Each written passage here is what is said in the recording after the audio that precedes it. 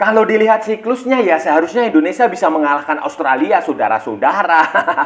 Kan dalam setahun terakhir kita akan bertemu 3 kali. Pertemuan pertama di Piala Asia kita kalah 0-4. Kemudian pertemuan kedua di Jakarta kita imbang 0-0. Nah, seharusnya nih ya, seharusnya nanti tanggal 20 Maret 2025 itu kita bisa menang lah. Jadi dari kalah, imbang, menang itu kalau menurut teori. Tapi kan sepak bola bukan matematika, saudara-saudara. Ya kita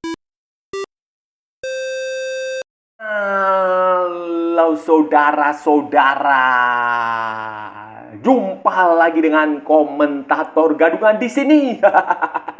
Dengan komentator yang gadungan. Seperti biasa, saudara-saudara, seperti biasa. Kalau kita sudah bertemu, pasti akan ada yang kita bicarakan. Akan ada yang kita perbincangkan. Kita ulas, kita analisis, kita cakap, kita bacotin, kita gibahin, kita cangkeman tentang sepak bola di seputaran Asia Tenggara. Di negara-negara tetangga, negara-negara sahabat, negara-negara jiran, negara-negara serumpun. Indonesia, Malaysia, Thailand, Vietnam, Laos, Myanmar, Kamboja, Filipina, Brunei Darussalam, Singapura, Timor Leste, Australia, Wakanda, Konoha, negara api, negara angin, negara air, negara dongeng. Dan sekitarnya. Semua akan kita bicarakan secara fair, secara jujur, secara adil, tanpa muatan politik, tanpa kebencian, tanpa provokasi, hanya berdasarkan fakta dan bukan klaim semata, saudara-saudara. Tidak ada hoax, tidak ada hoax, tidak ada hoax. Baik yang sudah lama maupun yang terkini. Bebas, saudara-saudara, bebas, bebas, bebas, bebas. Yang penting, sopan.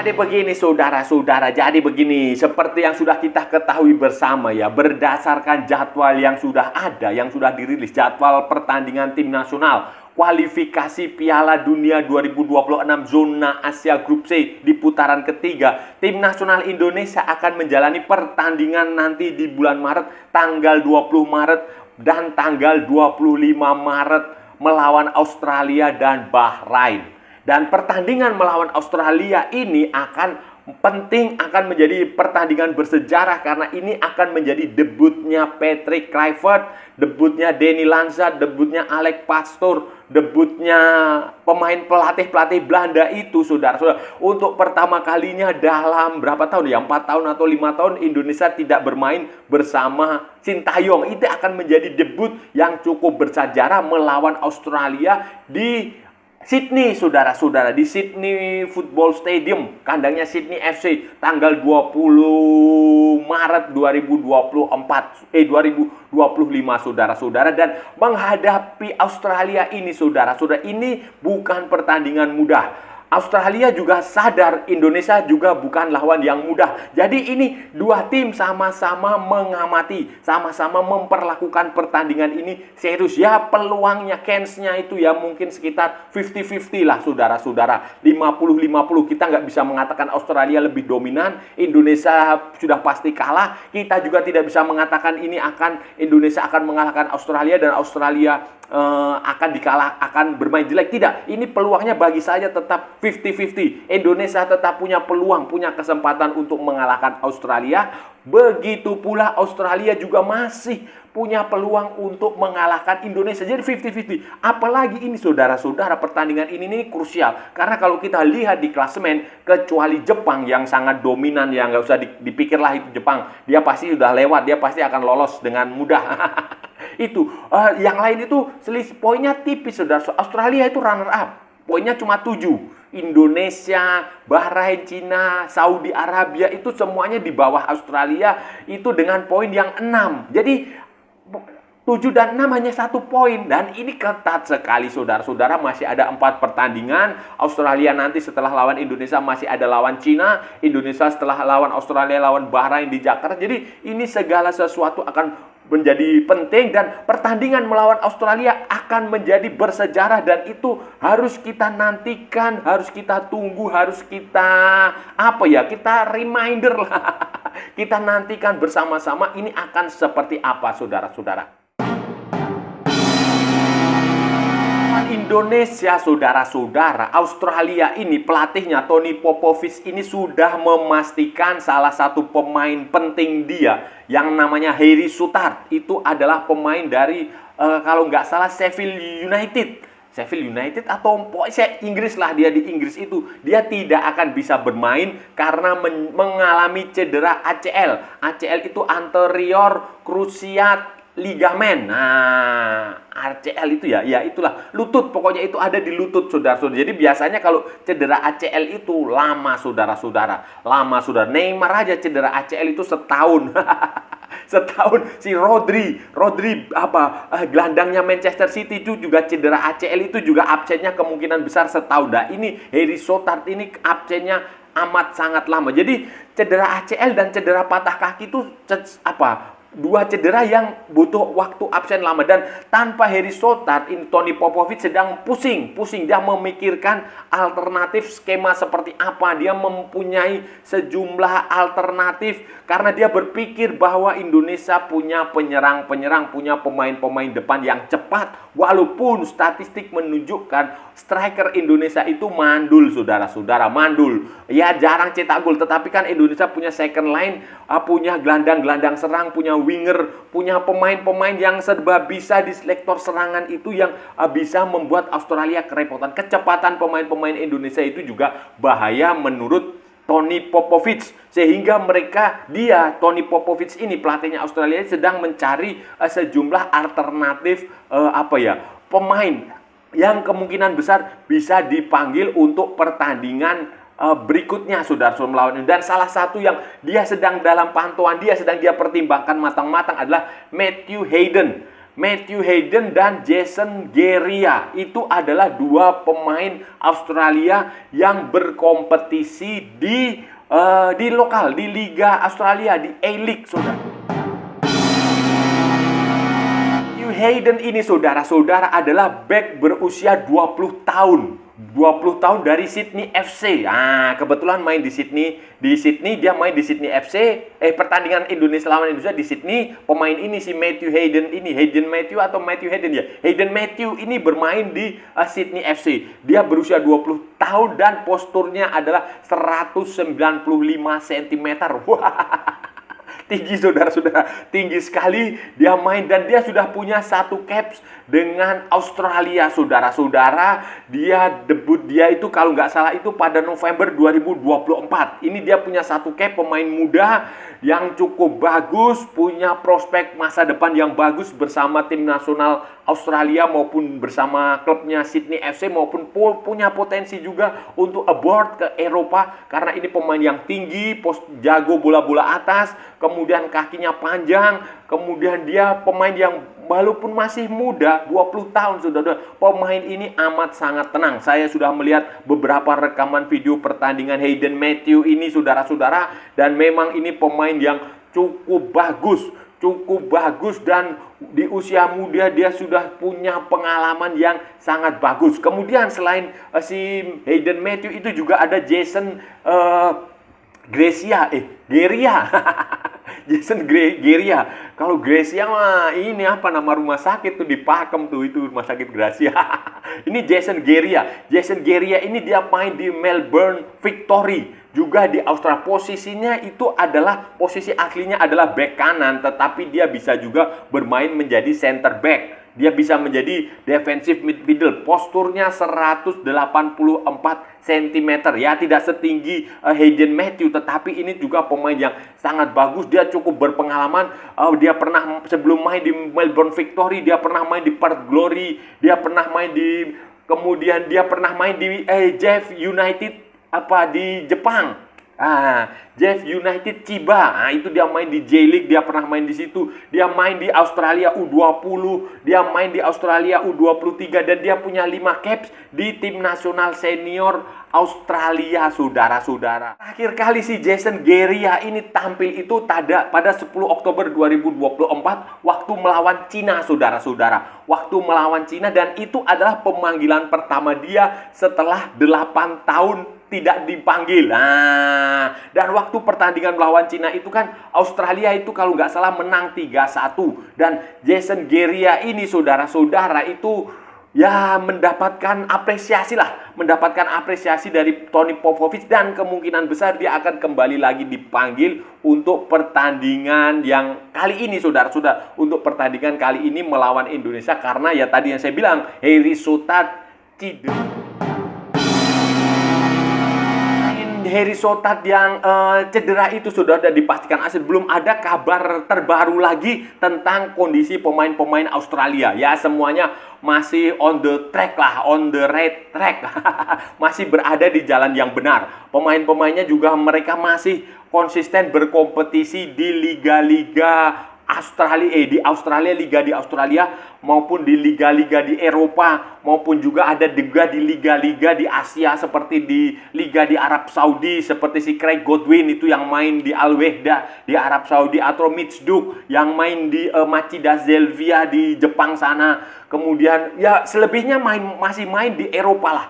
Kusini Yengi masih di Portsmouth, kemudian Martin Boyle di Hibernian, kemudian Jackson Irvine. Nah, Jackson Irvine itu yang maskot dia, playmaker atau pokoknya pemain paling berpengaruh di situ, itu juga masih main di St. Pauli. Kemudian ada juga yang main di lokal di lokal, misalnya Aziz Behich juga masih main di Melbourne City. Kemudian banyaklah saudara-saudara. Cameron Burgess juga masih di Ipswich Town.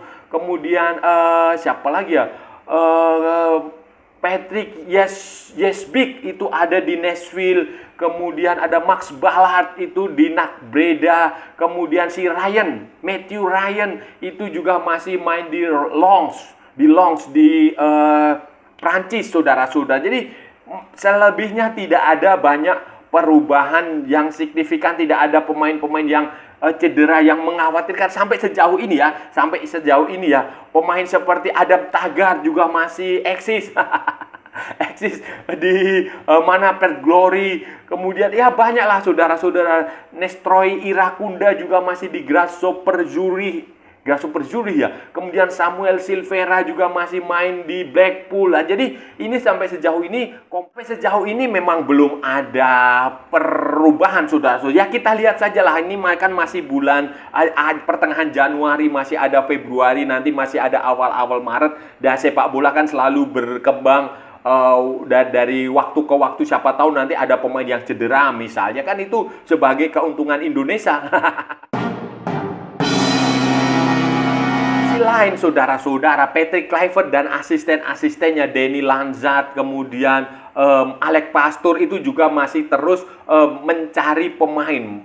Dalam minggu-minggu kemarin itu Alex Pastoor dan Danny Lanzat itu terpantau oleh kamera televisi memantau pertandingan Eredivisie.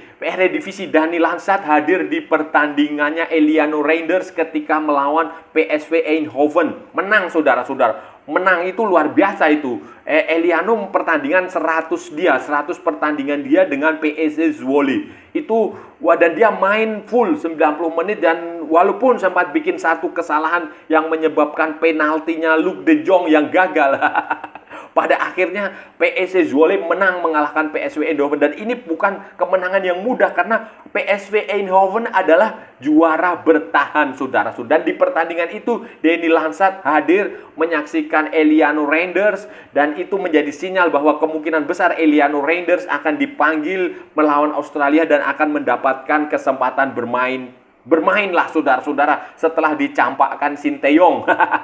Kemudian waktu Almere City bertanding di Eredivisie juga, si Alex Pastoor itu hadir menyaksikan pertandingannya Tom High, saudara-saudara. Alex Pastoor hadir menyaksikan pertandingannya Tom High, dan ini kemungkinan besar juga ini adalah sebuah berkah bagi Tom High, karena Alex Pastoor itu adalah pelatih yang dulu debut Tom High itu waktu usia 18 atau 19 tahun waktu bersama AZ Alkmaar. Waktu itu pelatihnya Bert van Marwijk itu, dan asistennya Alex Pastoor itu yang memberi kesempatan bermain adalah Alex Pastor. Tom Hai diberi kesempatan debut dan ini sekarang dia dipantau lagi oleh Alex Pastor dan kemungkinan besar Alex Pastor sudah tahu caranya bagaimana untuk memaksimalkan talentanya Tom Hai. Begitu pula Eliano Raider sudah. Jadi kita tunggu saja saudara-saudara.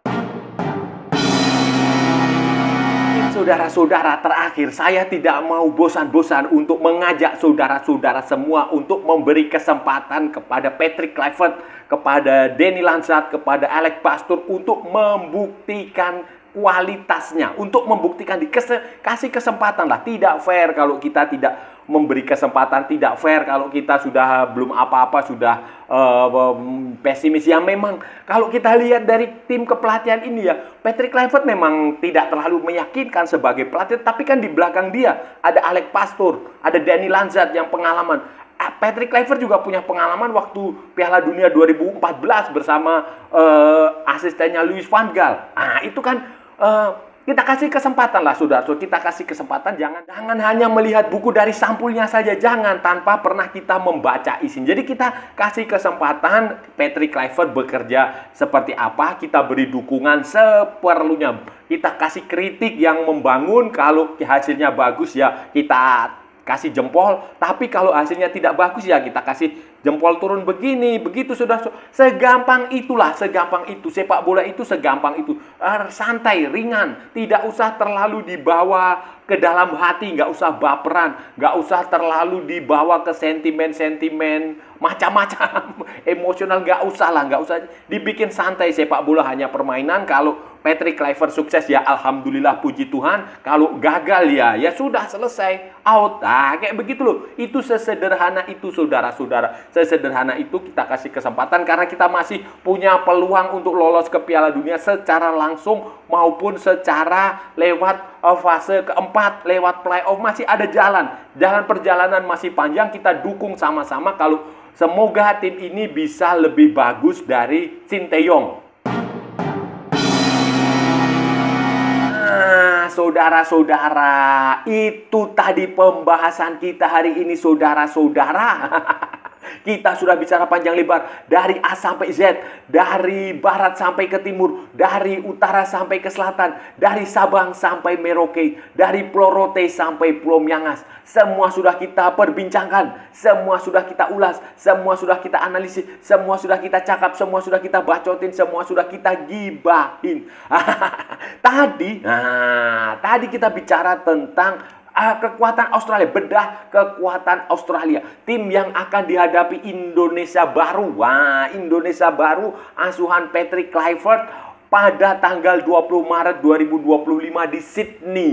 Pertandingan kualifikasi Piala Dunia yang cukup menentukan untuk masa depan tim nasional Indonesia lolos ke Piala Dunia 2026. Tadi kita sudah bicara bagaimana Australia kemungkinan paling besar akan ditinggal salah satu pemain belakangnya yang cukup penting, Harry Souttar. Harry Souttar itu tidak akan bisa bermain untuk jangka waktu yang lama karena cedera lutut ACL, saudara-saudara. ACL itu Achilles Cruciated Ligament. Itu dia cedera cukup lama main bersama di klubnya di Inggris sana dan dia tidak akan bisa bermain. Dan kemungkinan besar Tony Popovic sebagai pelatihnya Australia itu sedang mempertimbangkan untuk memanggil dua pemain. Hayden Matthew itu adalah back setinggi 195 cm dari Sydney FC, dan Jason Geria adalah back dari Melbourne Victory, saudara-saudara. Tapi dia back kanan bisa, center back juga bisa. Jadi ini dua pemain yang sedang coba dipanggil oleh Tony Popovic untuk membela Australia nanti ketika menghadapi Indonesia, ketika nanti menghadapi pertandingan penting, saudara-saudara. Australia nanti di bulan Maret itu akan menghadapi Indonesia, kemudian akan menghadapi Cina. Dan ini mereka membutuhkan kemenangan karena Australia juga walaupun berada di posisi kedua, runner up di grup C itu poinnya juga 7. Sementara Indonesia, Bahrain, Cina, kemudian Arab Saudi itu semuanya poinnya 6. Jadi ini persaingan ketat dan mau tidak mau Australia juga butuh kemenangan. Dan berdasarkan grafik grafik ya, kalau dari setahun terakhir kan Indonesia bertemu Australia itu nanti ini bulan Maret ini yang ketiga dalam setahun terakhir, setahun setengah terakhir lah. Dan pada pertemuan pertama di Piala Asia kita kalah 0-4. Kemudian pada pertemuan kedua di Jakarta kita imbang 0-0. 0-0 bagaimana? Begini ya, 0-0. Kemudian nanti ini pertandingan ketiga, ya seharusnya Indonesia bisa menang lah. Dari kalah, imbang, menang. Itu harapannya, itu teorinya seperti itu. Tetapi kan sepak bola bukan matematika, apalagi Indonesia punya pelatih baru. Ya pelatih baru ini bisa menjadi kelebihan, bisa juga menjadi kekurangan. Kekurangannya ya karena mungkin adaptasinya agak terlalu pendek. Kemudian tapi kelebihannya ini bisa menjadi misteri. Misteri bagi lawan Indonesia, khususnya Australia yang akan dihadapi pada pertandingan pertama, saudara-saudara. Dan saya rasa sudah cukup ya pembahasan kita kali ini. Kalau ada salah-salah ya mohon maaf. Namanya juga gadungan, saudara-saudara. Wajar kalau gadungan itu salah. Jangan berharap lebih. Tetapi kalau benar, berarti sebuah kebenaran. Kalau saudara-saudara merasa channel ini bermanfaat, berguna, menghibur, menginspirasi, silahkan like, share, and subscribe. Tapi kalau tidak, saudara-saudara, abaikan saja. Gak usah ditonton, santai gitulah. Gak usah ditonton, di skip aja. Tetapi juga jangan nyampah, saudara-saudara. Maksudnya jangan mengeluarkan komentar yang aneh-aneh, yang menghina, menghujat, melecehkan orang maupun negara lain. Santai aja, santai-santai. Ini hanya sepak bola, gak usah berkelahi, gak usah bunuh-bunuhan, gak usah santai-santai. Ikuti juga akun media sosial Komentator Gadungan, ada di Instagram, ada di Facebook, dan ada di TikTok. Yang bukan TikTok Shop, saudara-saudaraku semua. Oke, sampai bertemu lagi di edisi-edisi berikutnya dengan tema-tema yang jauh lebih tidak bermanfaat, dengan tema-tema yang jauh lebih tidak berguna, dengan tema-tema yang jauh lebih membagongkan. Salam olahraga dan merdeka.